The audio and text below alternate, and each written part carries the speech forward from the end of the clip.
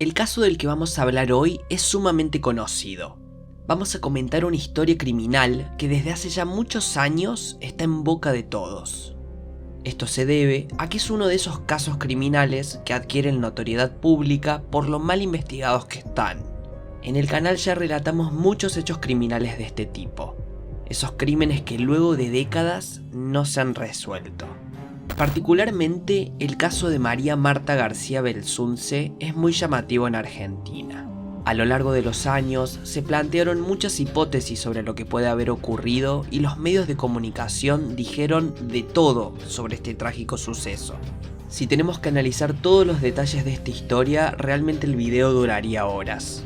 Por eso te propongo en este relato un breve resumen para que conozcamos lo más importante de esta historia. Hey, muy buenas, esto es Juristax y hoy vamos a conocer juntos otra historia criminal. María Marta García Belsunce nació el 24 de abril de 1952 en la ciudad de Buenos Aires, Argentina. Era hija de Horacio Adolfo García Belsunce, un importante jurista argentino, y de Luz María Blanca Luisa Galup. No era la única hija de ese matrimonio, tuvo dos hermanas más, María Laura y Horacio García Belsunce. Luego, sus padres se separaron y cada uno de ellos contrajeron nuevas uniones maritales y tuvieron otros hijos, por lo que María Marta Belsunce tenía muchos hermanos más, entre ellos Irene y John Hurtig. La familia Belsunce era de renombre, tenía una cómoda posición socioeconómica y un elevado poder adquisitivo. María Marta era socióloga. Tenía una gran vocación por ayudar a los demás. Formaba parte de distintas organizaciones sin fines de lucro y era vicepresidenta de Missing Children en Argentina, una asociación civil que tiene como misión ayudar a las familias del país en la búsqueda de menores perdidos. Para el año 2002, ella tenía 50 años de edad. Era esposa de Carlos Carrascosa. Juntos vivían en el barrio cerrado Carmel Country Club en Pilar, Buenos Aires. El 27 de octubre del año 2002 es la fecha más importante de este caso. Ella y su esposo almorzaron con un matrimonio amigo en el country. María Marta tenía planeado jugar un partido de tenis, el cual tuvo que interrumpir por la lluvia de esa tarde.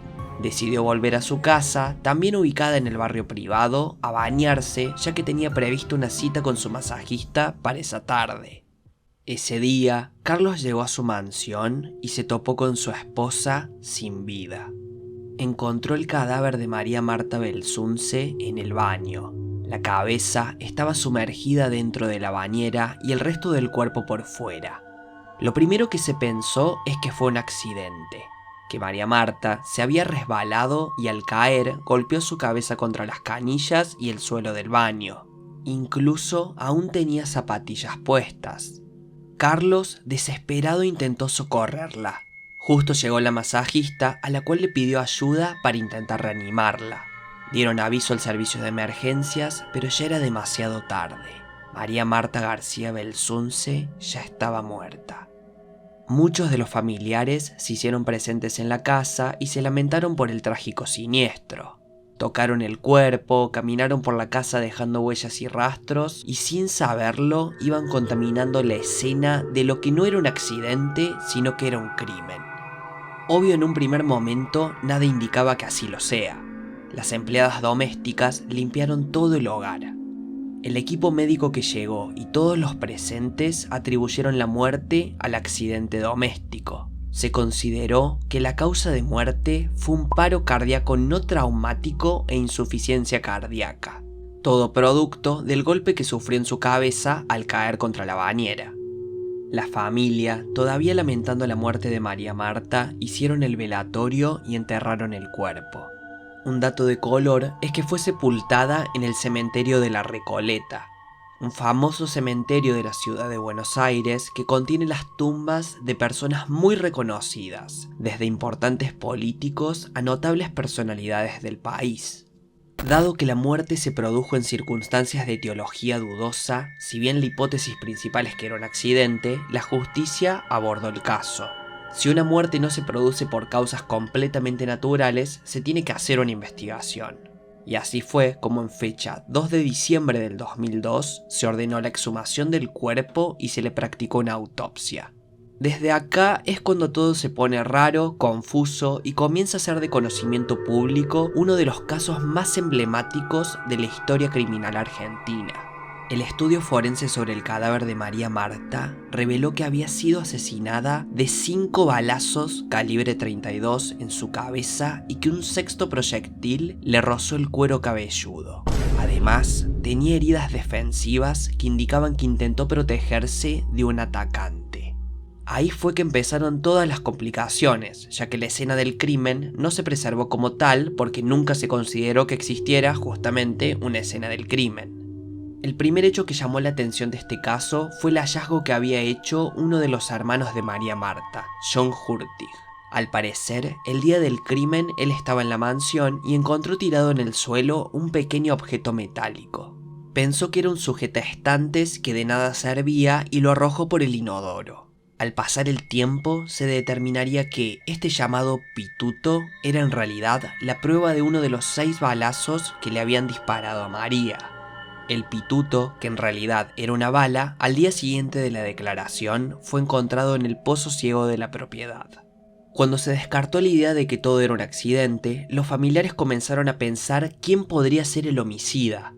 Apuntaban a Nicolás Pachelo, un vecino del country que era considerado una persona conflictiva. Tenía ciertos antecedentes por haber robado palos de golf, por haber entrado ilegalmente a propiedades y otras situaciones semejantes. Aún así, la justicia no se centró en él.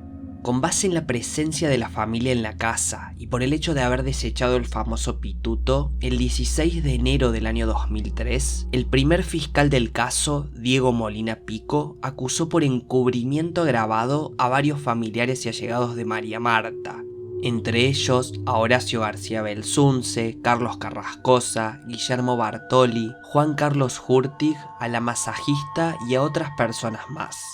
Todos imputados por haber contaminado el lugar del hecho. Sobre esta hipótesis acusatoria se dijo de todo. Se siguió esa línea de responsabilidad familiar y se habló de un complot para asesinar a María Marta Belsunce para ocultar operaciones de lavado de dinero que realizaban Carrascosa y sus familiares con organizaciones de narcotráfico. El cuñado de la asesinada, Guillermo Bartoli, también fue procesado por el delito de falsedad ideológica, por prestar su firma en la confección del certificado de defunción de María Marta, del que surgían ciertas irregularidades y falsedades, presuntamente en el lugar donde murió, hora y causa del deceso. Pese a todo esto, es importante destacar que ni siquiera los propios médicos que acudieron a la escena advirtieron los disparos. Fue recién con la autopsia cuando se encontraron. Durante todo este caso también fue muy emblemática toda la persecución penal que se hizo contra el viudo Carlos Carrascosa. Primero se dijo que él fue el asesino por situaciones de infidelidad y luego que la asesinó para ocultar operaciones delictivas que hacía con otros familiares. El 6 de septiembre del 2005, la causa judicial por la muerte de María Marta García Belsunce fue elevada a juicio oral. El único imputado por homicidio en ese momento era Carlos Carrascosa, mientras que el resto de los involucrados eran juzgados por encubrimiento. En los años siguientes se hicieron distintas pruebas de ADN. Se quería comprobar la sangre encontrada en la descuidada escena del crimen con la de los presuntos responsables del asesinato. Los resultados siempre daban negativo. La sangre encontrada no coincidía ni con la de Carlos Carrascosa ni con la de ningún familiar o amigo de María Marta. Pero por alguna razón el fiscal seguía sosteniendo la responsabilidad familiar por el crimen. Solicitó que Carrascosa sea condenado a prisión perpetua por el homicidio o subsidiariamente a 6 años de prisión por encubrimiento. Y en virtud de esa acusación, el viudo fue condenado a 5 años de prisión por encubrimiento. Al pasar el tiempo, su situación legal con este caso solo parecía empeorar. A lo largo de distintos años hubo muchos movimientos judiciales en la causa. Entre apelaciones, anulaciones y otros tecnicismos legales, Carrascosa fue absuelto por el crimen de encubrimiento, pero condenado a cadena perpetua por ser coautor de homicidio agravado por el vínculo. No solo él, sino que en el año 2011 el tribunal también encontró como culpables de encubrimiento a los familiares de María Marta y los condenó a prisión.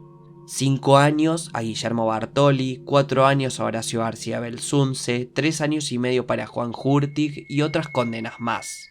Todos fueron detenidos en algún momento, pero sobreseídos tiempo después. Por su parte, Carlos Carrascosa estuvo más de 6 años en prisión y fue recién en el año 2016, después de revisiones y anulaciones, que se dispuso a absolverlo y ponerlo en libertad. Se consideró que hubo graves irregularidades en la investigación, pero la clave de la sentencia absolutoria fue la nueva hora de muerte de María Marta, que se fijó en horas de la tarde y que hacían imposible que el viudo estuviera en la casa en el momento del hecho. Los años pasaban y este caso seguía sin resolverse. Solo daba mucho de qué hablar a los diarios y a los canales de televisión. Tuvo privadas de su libertad a personas inocentes y sometía a los familiares de la difunta a un calvario inimaginable. Con un expediente ya a punto de prescribir, donde las pruebas no ubicaban a ningún responsable y ni siquiera había un arma homicida, recién para el año 2017 se comienza a seguir otra hipótesis acusatoria a cargo de nuevos fiscales. Se llamó a declarar a Nicolás Pachelo, a su exesposa Inés Dávalos y a varios exvigilantes del country. Para los nuevos acusadores, el móvil del crimen era un robo y sostenían que aquel 27 de octubre del 2002, Pachelo estuvo en Carmel en horas aproximadas a la muerte de María Marta Belsunce. Hay testigos que dijeron que en la mañana siguiente al día del hecho, en una estación de servicio cercana al barrio privado, él dijo: «¿Se enteraron? Mataron a María Marta Belsunce». Todo esto cuando la noticia de la muerte era solo conocida por algunos familiares y allegados y no se sospechaba de un crimen. También hay testimonios de unos adolescentes que dicen haberlo visto trotar cerca de la casa de María Marta en las horas en las que habría ocurrido el asesinato. Él había declarado que en ese horario estaba con su madre fuera del country, pero luego, mediante cámaras de vigilancia, se determinó que no fue así. Es relevante también recordar que la madre de Pachelo se suicidó en el año 2003. En el 2018, 16 años después del hecho y con los nuevos avances tecnológicos de la época, al mandarse a peritar nuevamente todas las evidencias levantadas, se hallaron nuevos rastros de ADN que no coincidían con ninguno de todos los acusados hasta el momento. Tantos años después y el caso lejos de ser resuelto. Nicolás Pachelo siempre se declaró inocente. Ahora, 2 décadas después, enfrenta un pedido de la justicia para ser condenado a prisión perpetua por ser señalado responsable del homicidio de este emblemático caso. Siempre intentó establecer diversas coartadas y defensas de su inocencia, pero ahora tiene que enfrentar la decisión final de la justicia. Coméntame, ¿qué crees que va a pasar con él? Realmente un caso que tiene muchísima información. Leyendo y leyendo, uno puede concluir lo mal que funciona la justicia. 20 años después y todavía se siguen llevando adelante juicios para intentar encontrar algún responsable. Una total decepción para con nuestro sistema judicial. Pero bueno, de momento eso fue todo. Agradezco mucho a la persona que me recomendó hacer este video. Si el video te gustó, por favor dale al botón de me gusta y suscríbete para ayudarme a seguir haciendo estos videos. También te quiero invitar a que te pases por el canal a ver si te interesa algún otro relato. Gracias por ver, yo soy Juristax y como siempre te mando un gran saludo.